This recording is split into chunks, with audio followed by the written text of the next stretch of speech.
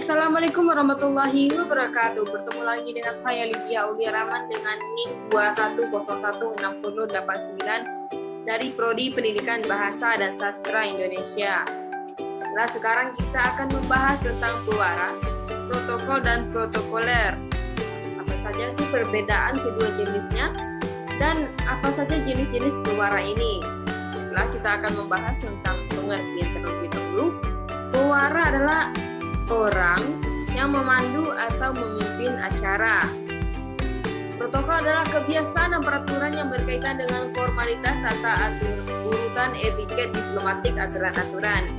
Protokoler ini juga acuan institusi pemerintah dan berlaku secara universal. Selanjutnya ada protokoler, yaitu seluruh yang mengatur pelaksanaan suatu kegiatan, baik dalam kedinasan maupun kantor dan masyarakat. Selanjutnya ada jenis pewara. Berdasarkan profesi, pewara dibagi menjadi 4, yakni selanjutnya adalah jenis pewara. Pewara sebagai suatu profesi banyak macamnya sesuai dengan jenis atau bentuk acara yang dibawakan.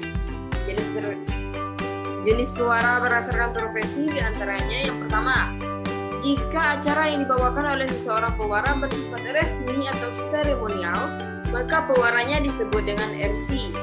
Kalau pewara menyuguhkan acara hiburan, pewaranya disebut EM. Jika acara yang dibawakan adalah produk dagang, maka pewaranya distilahkan dengan CM. Sedangkan kalau pewara memimpin acara kuis, maka pewaranya disebut dengan PM. Selanjutnya ada pembagian berdasarkan dengan jenis.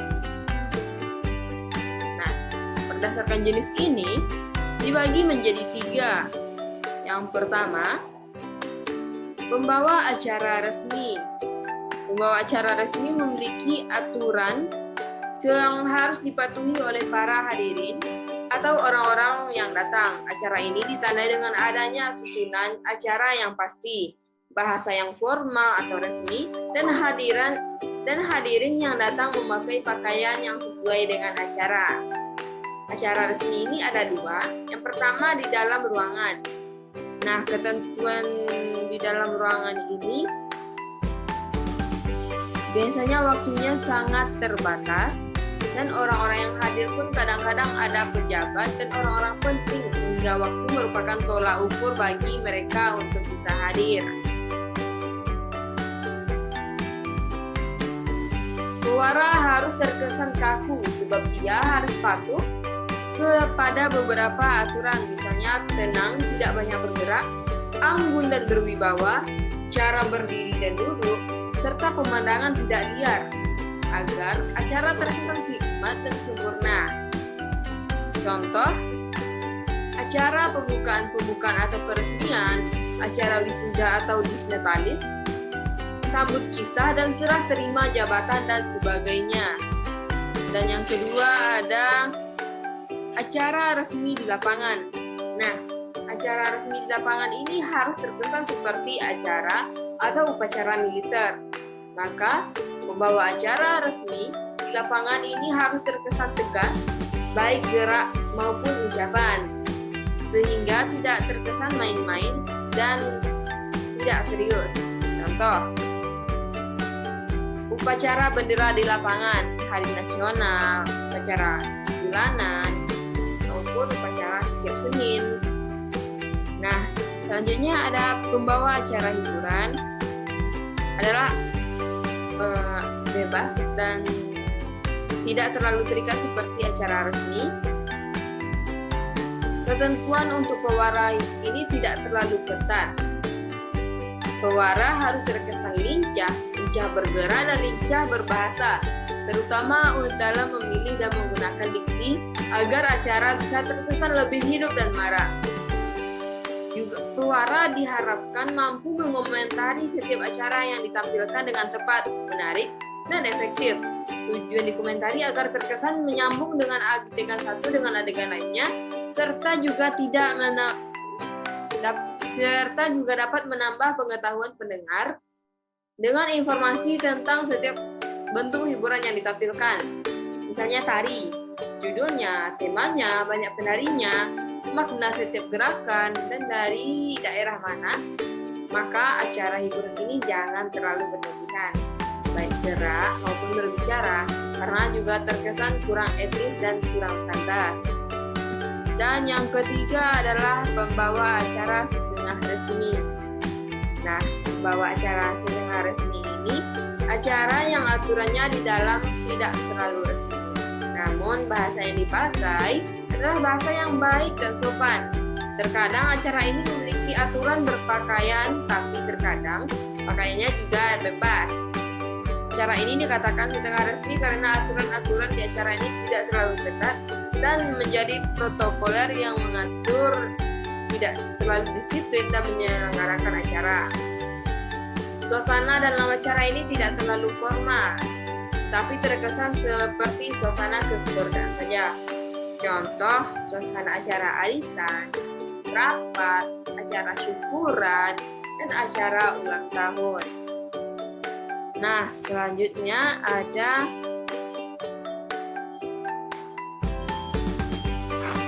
cara menjadi pewara.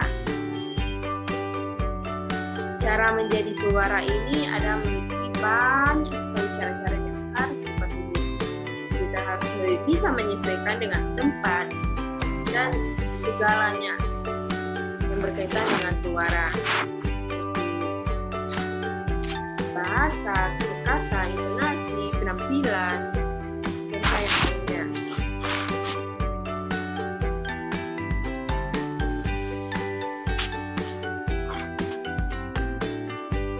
Nah, selanjutnya cara menjadi pewara.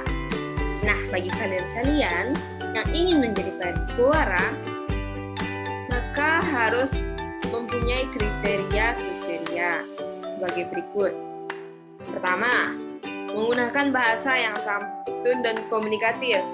Yang kedua, mengucapkan salam, ucapan terima kasih, serta sapaan yang tepat. Ketika penyampaian acara sesuai dengan urutan yang benar, menumbuhkan kesan berkomunikasi dengan hadirin atau peserta, dan menerapkan intonasi dan artikulasi dengan tepat. Nah, bagi kalian yang ingin menjadi pewara, ada beberapa tips and trik. Yang pertama, syarat penampilan atau fisik yang harus kalian penuhi. Yang pertama, memiliki suara yang nyaman atau bising, tidak melengking dan tidak terlalu rendah. Yang kedua, mampu menghasilkan vokal yang bersih, nyaring, bening, dan lembut. Sehat sewaktu menggunakan acara, pewara harus terlihat sehat dan bergairah dan bersemangat, dan tidak cacat fisik. Pewara harus sempurna secara lahir untuk menghindari kesan yang tidak baik. Nah, syarat ilmiah yang harus dimiliki adalah memiliki pengetahuan seperti pengetahuan kebahasaan atau terampil berbahasa maupun pengetahuan umum. Akan lebih sempurna jika pewara pernah mengikuti atau memperoleh teori tentang pewara, misalnya kursus atau diklat. Yang ketiga ada syarat kepribadian, mampu berpikir secara tepat, bergairah, antusias, serta rendah hati. Mungkin seorang pewara tahu benar bahwa dirinya punya kelebihan, kadang bisa membuat pewara jadi sombong dan terlihat angkuh ketika acara. Jika acara yang dihasilkan kurang khidmat, memiliki imajinasi yang positif. Jadi, dapat disimpulkan bahwa untuk menjadi pewara, yang pertama, penampilan harus sopan, menarik, dan terkesan familiar. Pewara harus tampil dan kondisi yang prima, sehat, dan terkesan tegas, cekatan, dan fleksibel. Yang ketiga, pewara harus dapat menyesuaikan diri dengan situasi dan kondisi. Pewara harus mampu menumbuhkan rasa percaya diri dengan penampilan. Seorang pewara harus tampil dengan siap dan teliti, serta bersikap dengan baik. Yang terakhir ada susunan acara pewara. Misal, susunan acara adalah susunan materi acara yang akan mengisi suatu acara. Materi acara ini biasa dirancang oleh protokoler lalu diserahkan kepada pewara. Susunan acara ini berisikan urutan untuk urutan acara yang akan dibawakan. Materi disusun sesuai dengan aturan yang berlaku, yakni logis dan pantas sesuai dengan bentuk acara. Untuk materi acara yang berupa pidato atau pembicaraan seperti laporan, sambutan atau sepatah kata, disusun dengan urutan dari yang berjabatan terendah terlebih dahulu. Misal, susunan acara pembukaan seminar. Yang pertama, pembukaan oleh pewara. Yang kedua, laporan ketua panitia. Yang ketiga, sambutan dari dekan FBSS. Yang ketiga, sambutan sekaligus membuka seminar secara resmi oleh rektor. Yang selanjutnya adalah pembacaan doa, dan yang terakhir adalah penutup oleh pewara. Jadi, untuk menyusun acara, jabatan ketua yang lebih rendah dari jabatan dekan, maka laporan ketua panitia dulu, baru sepatah kata dari sambutan dekan. Begitu pula dengan jabatan terendah dari rektor, maka dekan yang berbicara terlebih dahulu, setelah itu baru rektor, dan seterusnya. Susunan acara ini boleh dibacakan oleh pewara waktu membuka acara kalau urutan materi tidak terlalu banyak dan lebih baik dibacakan. Apalagi kalau sudah ada dalam undangan, tidak perlu dibacakan lagi oleh pewara, karena akan menghabiskan waktu saja. Setelah materi disusun, maka untuk memudahkan pewara sebaiknya materi ini dipindahkan ke dalam skenario acara. Skenario acara merupakan gambaran utuh dari aba-aba pelaksanaan acara yang dibawakan atau dibacakan oleh pewara, mulai dari awal sampai akhir acara. Skenario acara ditulis oleh pewara dengan tujuan untuk memperlancar acara pelaksanaan. Karena skenario juga boleh dibacakan saja lagi oleh pewara sewaktu acara berlangsung. Pewara hanya tinggal menyesuaikan saja dengan intonasi, tempo, nada, mimik, serta ekspresi. Jadi dapat disimpulkan bahwa ketentuan harus atau tidaknya pewara menulis skenario tergantung kepada pewara itu sendiri.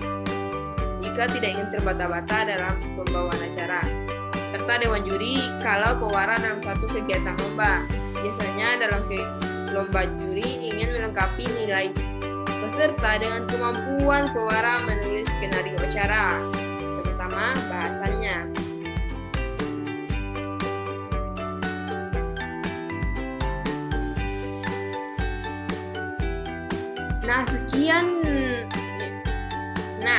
Setelah mengetahui tentang pewara, protokol, dan protokoler, teman-teman bisa nih untuk menjadi pewara sesuai dengan aturan dan tips and trik dengan benar, supaya acara tidak terkesan kaku serta lebih meriah dengan adanya teman-teman sekalian. Nah, sekian, saya Lydia Rahman pamit undur diri. Assalamualaikum warahmatullahi wabarakatuh.